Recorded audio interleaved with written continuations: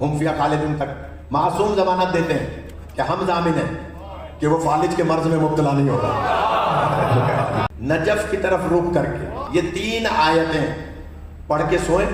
معصوم ضمانت دیتے ہیں کہ ہم ضامن ہیں کہ اگر اس پہ آپ نے عمل کر لیا اور یہ بچے ابھی سے عمل کریں گے تو کسی بھی بیماری میں مبتلا نہیں ہوں گے. اور بزرگ حضرات تو بزرگ ہیں، وہ عمل کریں گے انشاءاللہ تو اللہ ان کو ہر بلا و مصیبت سے محفوظ رکھے گا.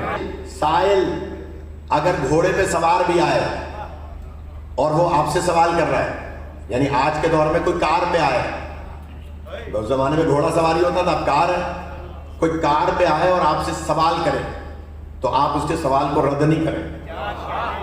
یہ مت دیکھیں کار پہ آیا ہے، نہ معلوم کیا مجبوری ہے کہ کار بیچ نہیں سکتا اور آپ سے سوال کر رہا ہے. لہذا اس کے مسئلے کو حل کریں اور چلیں. آج آپ ماشاءاللہ جلدی آ بھی گئے اور کل کوشش کریں گے کہ اور اس سے پہلے ممبر لیں کہ جناب مولا کائنات فرماتے ہیں، خاص طور پہ سادات جو تشریف فرمائیں وہ تو نوٹ کر لیں. مولا فرماتے ہیں لوگ رزق تلاش کرتے ہیں محنت میں. مولا کا قول ہے، کتاب میرے پاس موجود ہے. مولا فرماتے ہیں لوگ رزق تلاش کرتے ہیں محنت میں اور اللہ نے رزق رکھا ہے سخاوت میں. اور آپ کو سلامت رکھے. اللہ نے رزق رکھا ہے سخاوت میں، لہذا جو سخاوت نہیں کرتا اس کے رزق میں کمی ہوتی ہے. اور ہمارے ایک استاد گزرے ہیں پارا چنار میں، وہ فرمایا کرتے تھے کہ دیتے رہو اور لیتے رہو. آپ کو زندگی عطا فرمائے.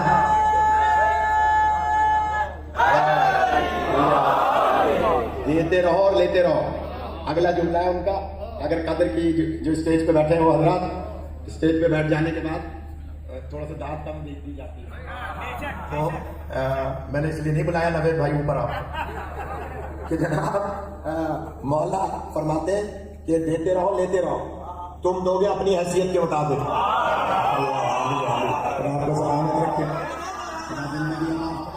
وہاں سے ملے گا ان کی حیثیت کے مطابق.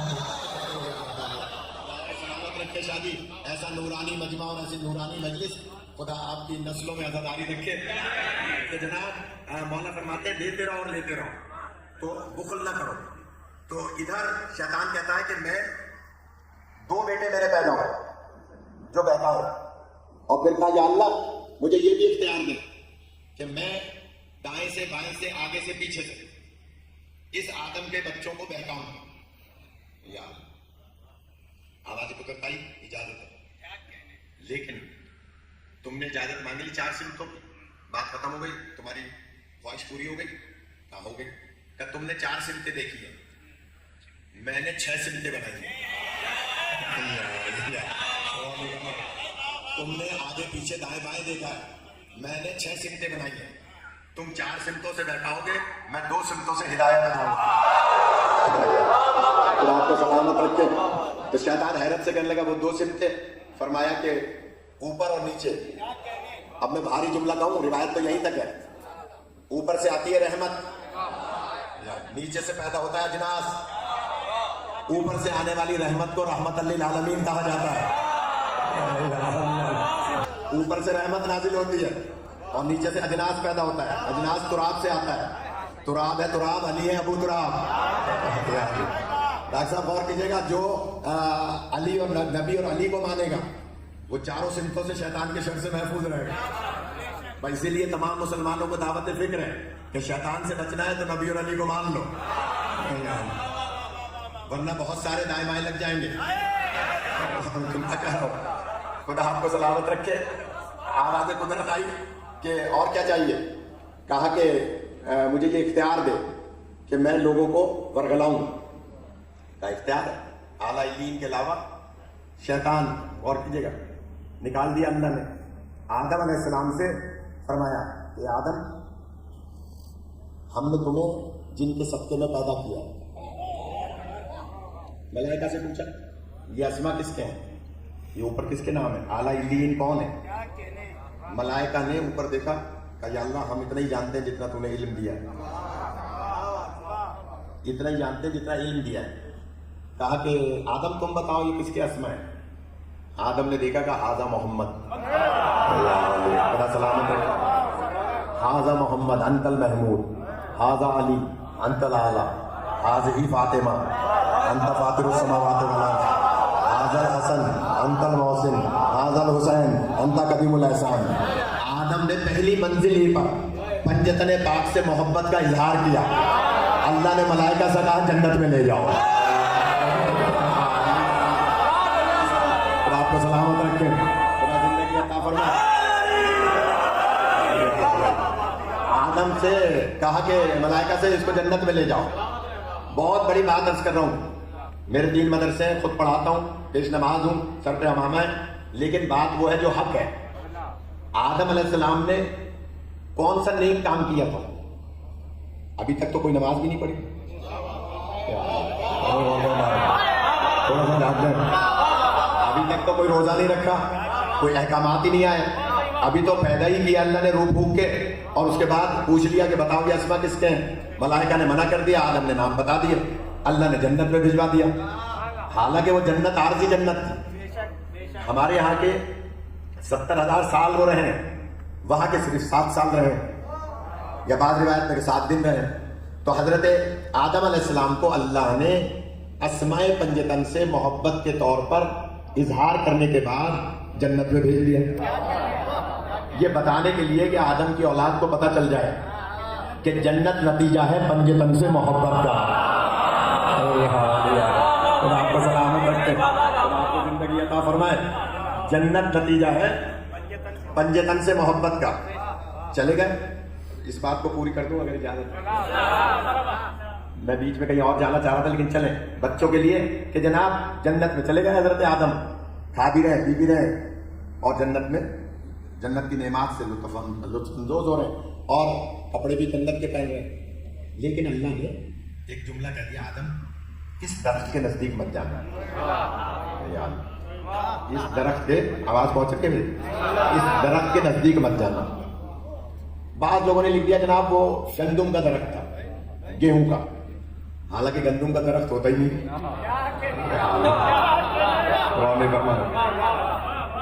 गंदुम की तो बालियां होती, बाली और दरख्त में फर्क है। कहा इस शजर के करीब न जाना। वो शजर क्या था? शजरे फजीलत आले मोहम्मद। एक दो नहीं 10 किताबें पेश कर सकता हूं, सब ने लिखा है कि वो गेहूं का दरख्त नहीं था। अगर गेहूं का दरख्त होता, गंदुम का दरख्त होता, तो अल्लाह आदम की औलाद को खाने की इजाजत क्यों देता?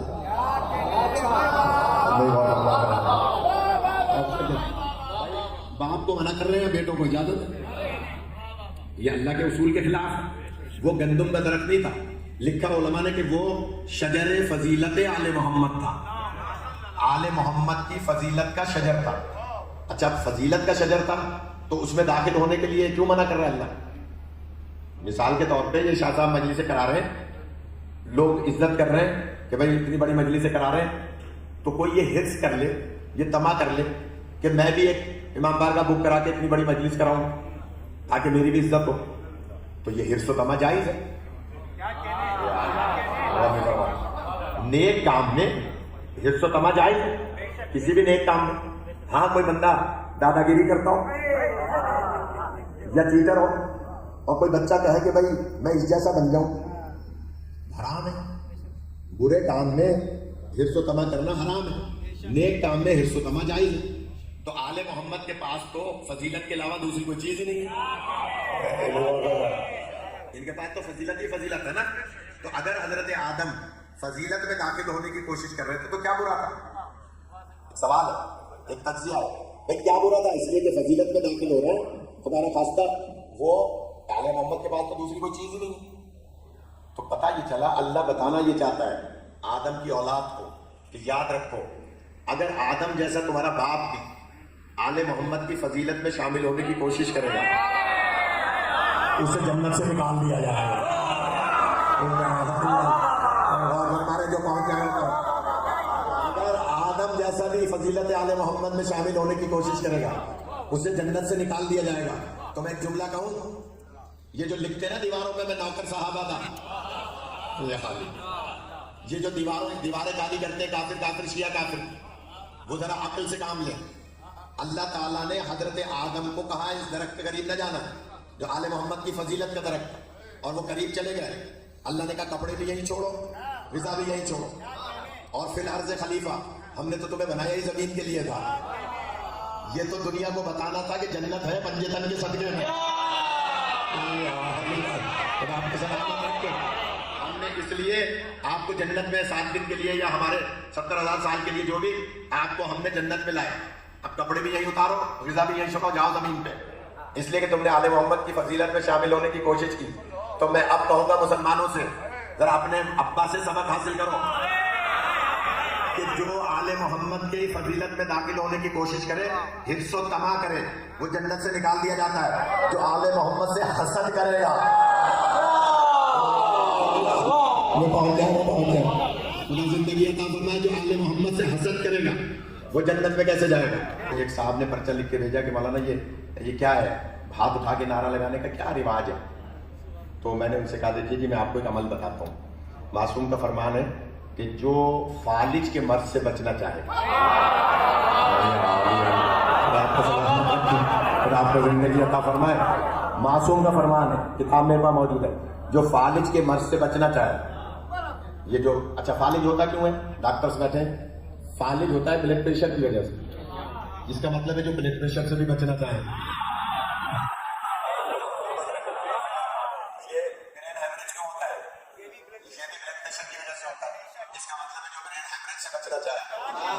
معصوم فرماتے ہیں کہ جو لفظ فالج ہے روایت میں، اس لیے میں فالج کا لفظ استعمال کر رہا ہوں، روایت میں معصوم فرماتے ہیں کہ رات کو سونے سے پہلے 3 مرتبہ آیت الکرسی پڑھ لیا کریں،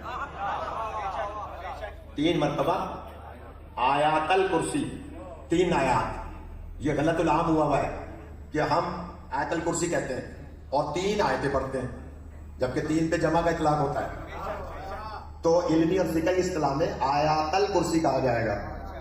اور ہمارے 3 آیتیں، ہم فیہا خالدون تک 3 آیتیں بنتی ہیں، تو آیت الکرسی نہ کہیں، آیات الکرسی کہیں، اور آیات ال بھی نہیں کہیں گے، آیات الکرسی، ایسا ہی ہے مطلب گرامر کے اعتبار سے عربی۔ تو آپ یہ 3 آیتیں پڑھ کے سوئیں، دوسرے نجف کی طرف رخ کر کے،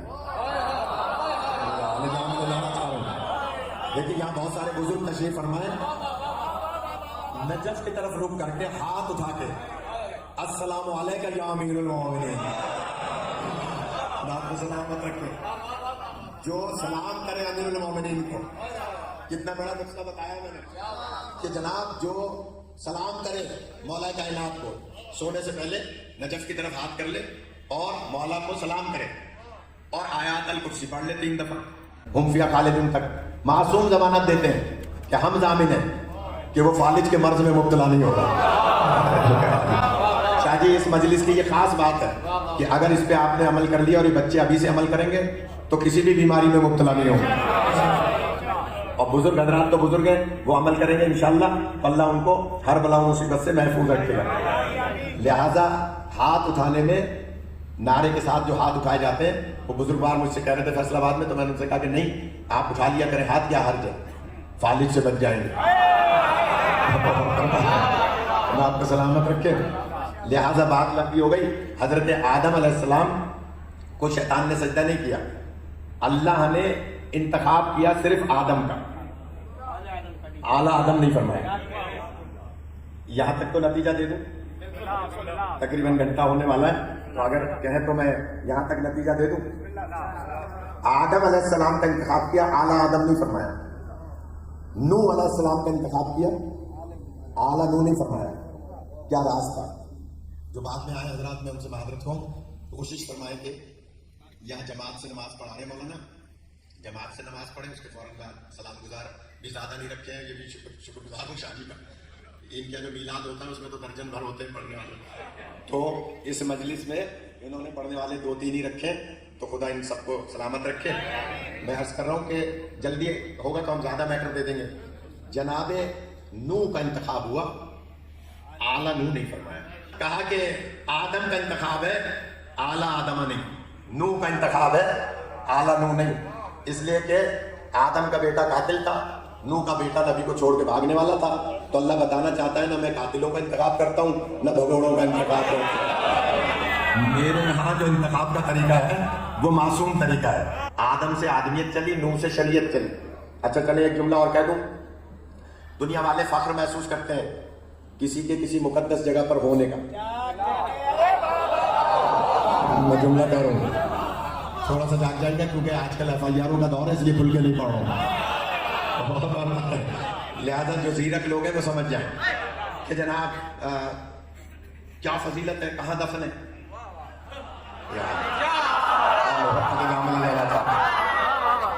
تو جملہ کہہ دوں میں، ضیاء الحق کیسے دفن ہو گیا شاہ فیصل مسجد میں. بہت بڑا مسئلہ حل کروں گا. ضیاء الحق اور ڈھکے چھپے الفاظ میں عرض کروں گا، پہنچ جائیے گا. ضیاء الحق کیسے دفن ہو گیا شاہ فیصل مسجد میں اسلام آباد میں؟ اس کے ابا کی جاگیر تھوڑی تھی. کیسے دفن ہو گیا بتائیں؟ اس لیے کہ اسحاق خان اس کا بیٹا تھا، اسی نے پالا تھا اسحاق خان کو، بیٹے سے مراد پالا تھا، اور وہ صدر ہو گیا تھا. چیئرمین سینٹ تھا، وہ صدر ہو گیا. Aslam Baig chief of the army staff بن گئے تھے. دفن کیوں ہوا کہ حکومت ضیاء الحق کی تھی. جو پہنچ جائیں پتا یہ چلا کہ دفن ہونے میں فضیلت نہیں تھی، حکومت تھی.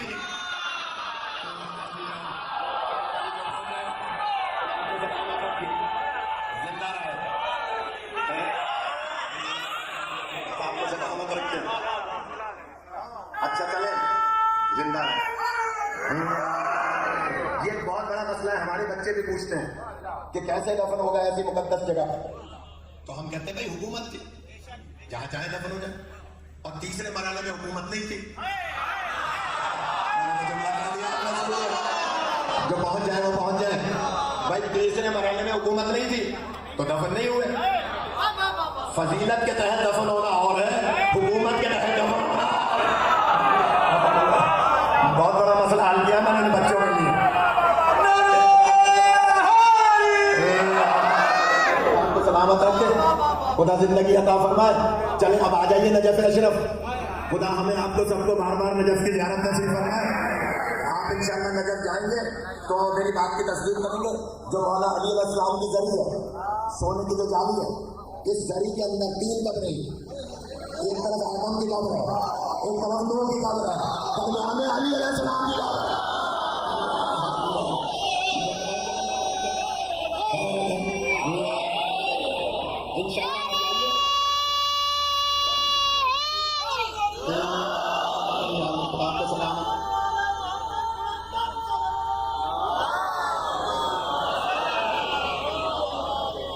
سلامت رکھے.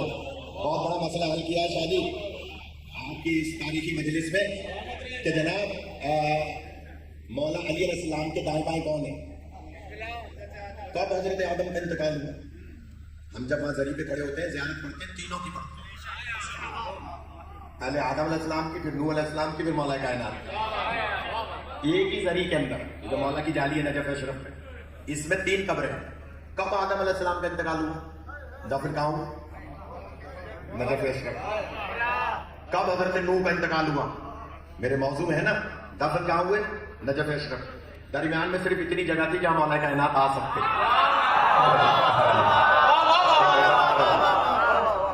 نجف اشرف میں تینوں کی قبر ہے، ایک طرف آدم ایک طرف نوح.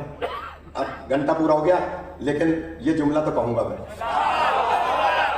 خدا آپ کو سلامت رکھے. آدم سے آدمیت چلی، نوح سے شریعت چلی. پہلی شریعت آدم کی. اب اس جملے پہ اگر جن لوگوں نے گردن بھی نہیں لائی، 2-4 ایسے ہیں جو ابھی گردن نہیں لائی پوری مجلس میں، میری سب پر نگاہ ہے. لہذا اگر انہوں نے گردن نہیں لائی تو پھر مولا جانے وہ جانے، آدم جانے وہ جانے، نوح جانے وہ جانے.